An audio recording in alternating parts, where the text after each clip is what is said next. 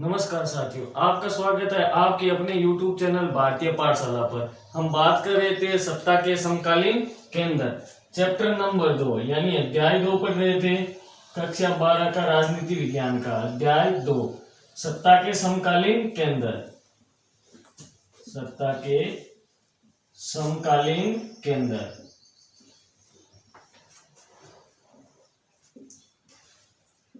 सत्ता के समकालीन केंद्र में हमने बात की थी मास्ट्रिच संधि। मास्ट्रिच संधि 1992 ईस्वी में यानी 7 फरवरी 1992 ईस्वी में हुई मास्ट्रिच संधि। मास्ट्रिच नामक शहर हॉलैंड में हुई थी। आज बात करेंगे हम यूरोपीय संघ की कमजोरियां, यानी यूरोपीय संघ की क्या क्या कमजोरियां थी। यूरोपीय संघ की कमजोरियां या कमियां, क्या क्या कमियां थी, यानी यूरोपीय संघ में क्या क्या कमियां थी, इनके बारे में हम बात करेंगे।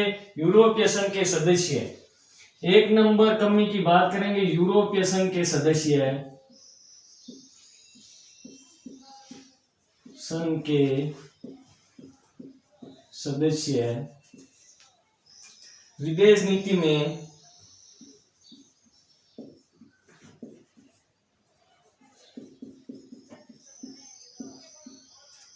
कई बार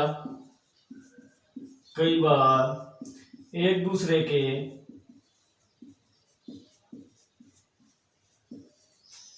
खिलाफ रहे।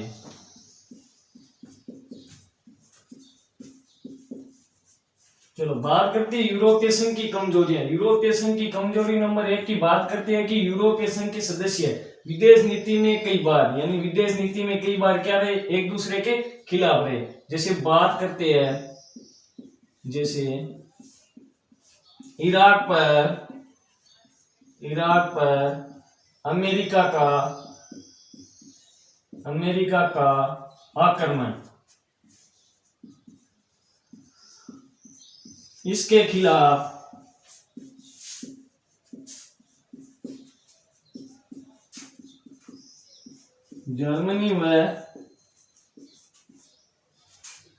जर्मनी व फ्रांस का होना, जबकि दोनों ही देश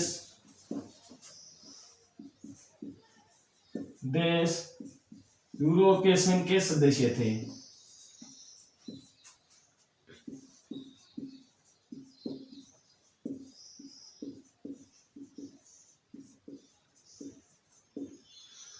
बात करते हैं कमजोरी नंबर 1 की। यूरोपीय संघ के सदस्य विदेश नीति में कई बार एक दूसरे के क्या रहे, खिलाफ रहे, यानी कई बार एक दूसरे के आमने सामने टकराव की स्थिति पैदा हुई। जैसे इराक पर क्या, अमेरिका के आक्रमण के खिलाफ कौन खड़े थे, जर्मनी व फ्रांस, जबकि दोनों ही राष्ट्र किसके सदस्य थे, यूरोपीय संघ के सदस्य थे। बात करते हैं कमजोरी नंबर 2 की। ब्रिटेन का 2016 में जनमत संग्रह द्वारा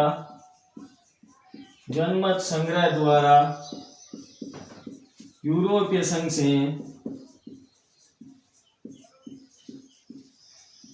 से अलग होना।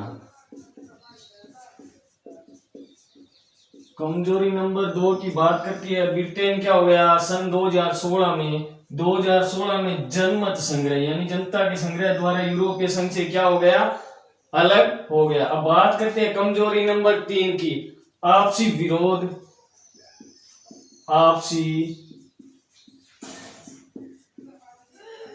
विरोध के कारण यूरोपीय संघ की शक्ति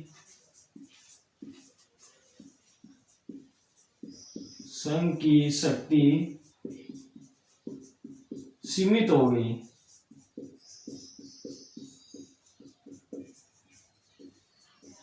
तीन नंबर पॉइंट की बात करते हैं, आपसी यानी आपसी विरोध। कई बार विदेश नीति में देश आमने सामने टकराव की स्थिति में खड़े रहे, जिसके कारण यूरोपीय संघ की शक्ति है उसका क्या नहीं हो सका, विस्तार नहीं हो सका, शक्ति क्या हो गई, सीमित हो गई। अगले पॉइंट की बात करते हैं। यूरो मुद्रा लागू करने पर यूरोपीय संघ की एक ही मुद्रा थी, कौन सी? यूरो मुद्रा लागू करने यूरो मुद्रा लागू करने पर यूरोप के कई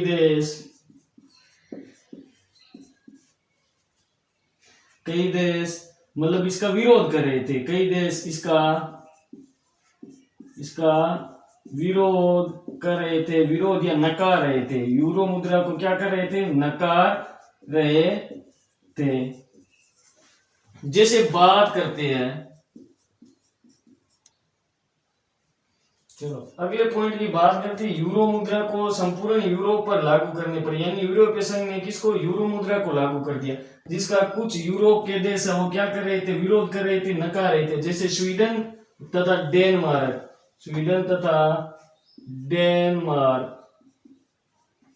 डेनमार्क ने यूरो मुद्रा के साथ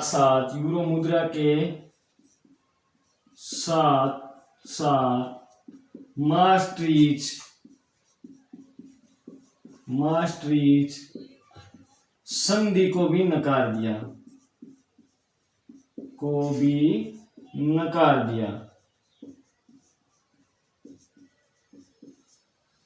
बात की थी हमने यूरोपीय संघ की कमियां।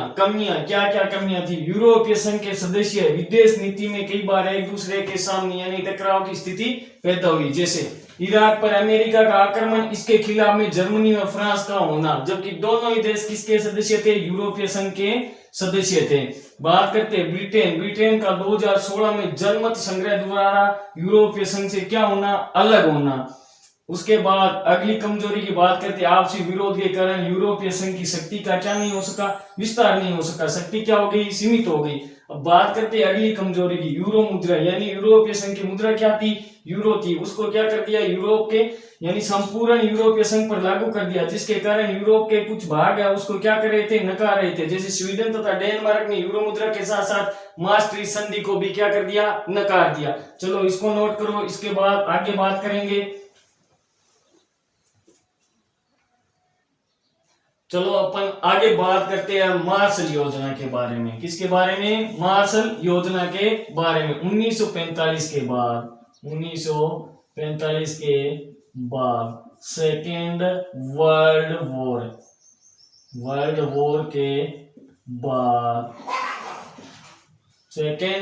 वॉर के बाद यूरोपीय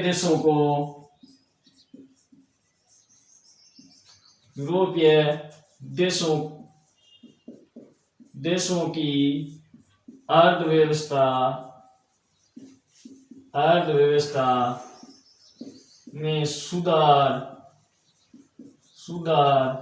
सुधार करने के लिए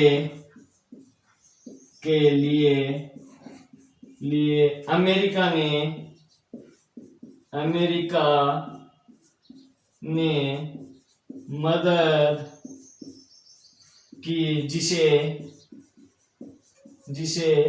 मार्शल योजना के नाम से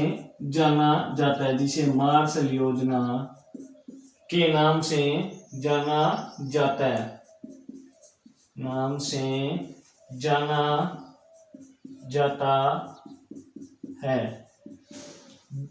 बात करते हैं मार्शल योजना। 1945 के बाद द्वितीय विश्व युद्ध के बाद यूरोपीय संघ की अर्थव्यवस्था क्या हो गई? उथल पुथल हो गई। इस अर्थव्यवस्था में सुधार करने के लिए अमेरिका ने क्या किया? प्रयास किया कि यूरोपीय संघ दोबारा क्या हो? अपनी अर्थव्यवस्था पर खड़ा होने के लिए अमेरिका ने क्या की? मदद की, जिसे किस नाम से जाना जाता है? मार्शल योजना के नाम से जाना जाता है। चलो नोट करो मार्शल योजना।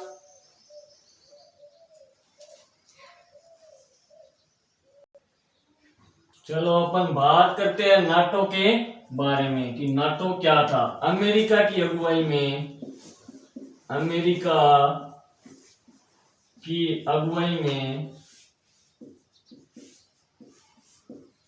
यूरोपीय देशों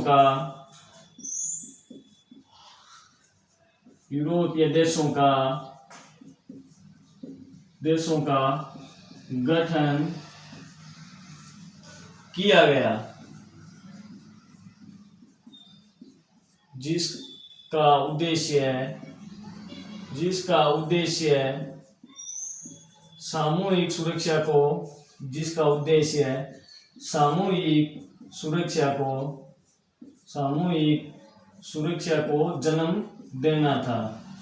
सुरक्षा को जन्म देना था।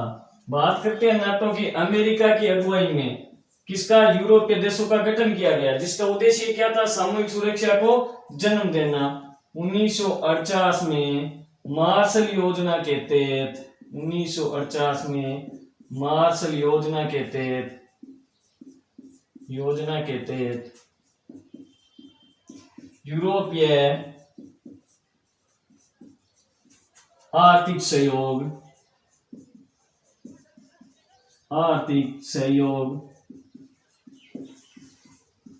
संगठन की स्थापना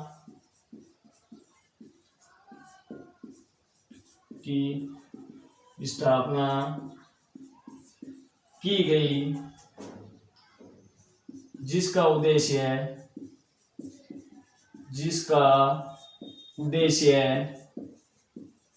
अर्थव्यवस्था में सुधार लाना था। जिसका उद्देश्य अर्थव्यवस्था में सुधार लाना। बात करते हैं नेक्स्ट पॉइंट की। नेक्स्ट पॉइंट था 1957 में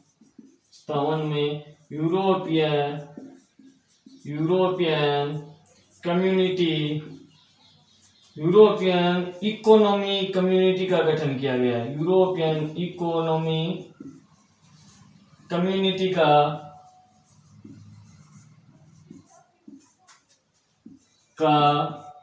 गठन किया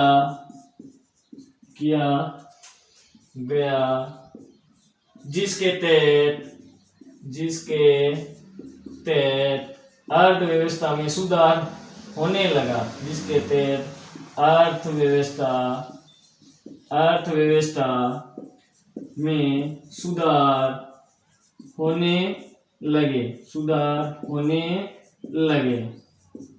बात करते हैं नाटो की। अमेरिका की अगुवाई में यूरोपीय देशों का क्या था, संगठन था। यूरोपीय देशों का क्या किया गया, गठन किया गया, जिसका उद्देश्य था सामूहिक सुरक्षा, यानी सामूहिक सुरक्षा को क्या था, जन्म देना था। 1948 में मार्शल योजना के तहत यूरोपीय आर्थिक सहयोग संगठन की क्या की गई, स्थापना की गई, जिसका उद्देश्य था अर्थव्यवस्था में क्या लाना, सुधार लाना। 1957 में यूरोपियन इकोनॉमिक कम्युनिटी का गठन किया गया। 1957 में किसमें, 1957 में यूरोपियन इकोनॉमिक कम्युनिटी का गठन किया गया, जिसके तहत यूरोपीय संघ में क्या आने लगे, अर्थव्यवस्था में सुधार होने लगे। नोट करो नाटो को। इसके बाद चर्चा करेंगे हम आसियान के बारे में। हमारा यूरोपियन संगठन है वो क्या हो गया, समाप्त हो गया। अब बात करेंगे आसियान की। आसियान के बारे में चर्चा करेंगे। चलो अपन बात करते हैं आसियान दक्षिणी पूर्वी एशियाई देशों का क्या है, संगठन है। आसियान दक्षिण पूर्वी एशियाई देशों का संगठन है। ये एक क्षेत्रीय संगठन है। ये एक क्षेत्रीय संगठन है। आसियान 10 देशों का संगठन है। आसियान 10 देशों का संगठन है। इसकी स्थापना, इसकी नींव अगस्त 1967 में सिंगापुर,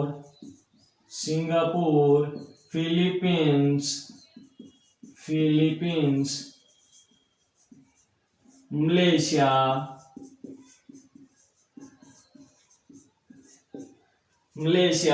इंडोनेशिया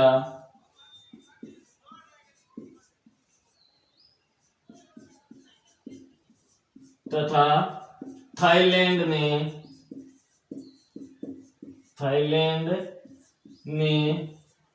रखी। आसियान भारत का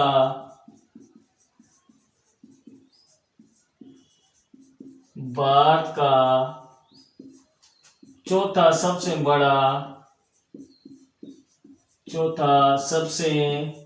बड़ा व्यापारिक भागीदार है। चलो बात करते हैं आसियान की। किसकी? आसियान की। दक्षिणी पूर्वी एशियाई देशों का संगठन। दक्षिण पूर्वी एशियाई देशों का संगठन ये एक क्षेत्रीय संगठन है। कैसा संगठन है? क्षेत्रीय संगठन। आसियान में कितने देश है? 10 देश। 10 देशों का संगठन है। इसकी नींव अगस्त 1967 में, इसकी नींव, आसियान की नींव अगस्त 1967 में सिंगापुर, फिलीपींस, मलेशिया, इंडोनेशिया तथा थाईलैंड में रखी। यानी इन 5 राष्ट्रों ने मिलकर इस आसियान की क्या रखी? नींव रखी अगस्त 1967 में। आसियान के साथ यानी भारत चौथा सबसे बड़ा व्यापारिक भागीदार है, यानी व्यापार करता है सबसे ज्यादा, यानी 4 नंबर पर आता है कौन? आसियान, जिसके साथ भारत क्या करता है? व्यापार। नोट करो इसको। इसके बाद चर्चा करेंगे आसियान के क्या क्या उद्देश्य थे, उन उद्देश्यों के बारे में चर्चा करेंगे। चलो बात करते हैं आसियान के उद्देश्य। आसियान का उद्देश्य नंबर 1, आसियान का मुख्य उद्देश्य था, आसियान का मुख्य उद्देश्य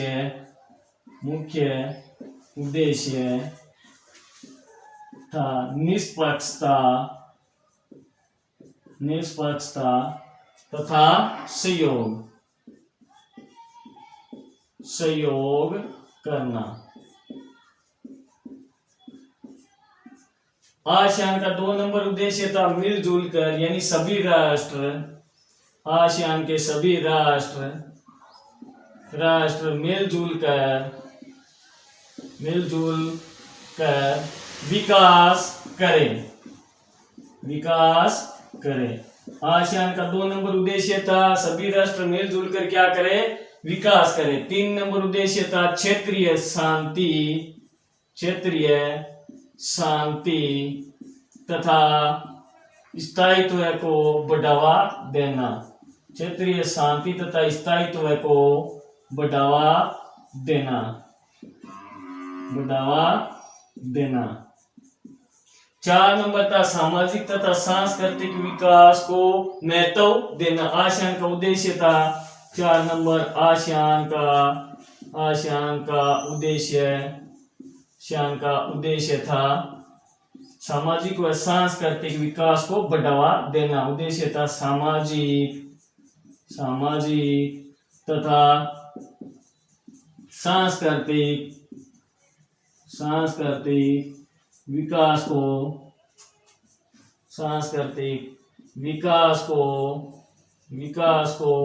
बढ़ावा देना। चलो बात करते हैं आसियान के क्या क्या उद्देश्य थे। आसियान का मुख्य उद्देश्य था निष्पक्षता। क्या था? निष्पक्षता, यानी किसी के साथ भेदभाव न करना, एक जैसा सहयोग करना तथा सहयोग की भावना करना। आसियान का 2 नंबर उद्देश्य था सभी राष्ट्र क्या करेंगे? मिलजुल कर विकास करेंगे, न कि एक राष्ट्र आगे दूसरा पीछे, ये नहीं होगा। सभी राष्ट्र एक साथ मिलजुल कर क्या करेंगे?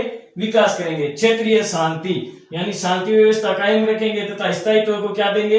बढ़ावा देंगे। आसियान का मुख्य उद्देश्य था सामाजिक तथा सांस्कृतिक विकास को बढ़ावा देना। नोट करो आप इसको। यदि आपको हमारा वीडियो पसंद आए तो उसको लाइक करो, शेयर करो, सब्सक्राइब करो और कमेंट करो। हम कल बात करेंगे आसियान शैली के बारे में। किसके बारे में? आसियान शैली के बारे में। उसके बारे में आप थोड़ी बहुत जानकारी हासिल करके आना। आसियान शैली क्या होती है उसके बारे में चर्चा करेंगे अगले वीडियो में। नेक्स्ट यानी अगले वीडियो में चर्चा करेंगे आसियान शैली के बारे में। आप इसके बारे में जानकारी हासिल करके आना। तब तक के लिए धन्यवाद। जय हिंद, जय भारत।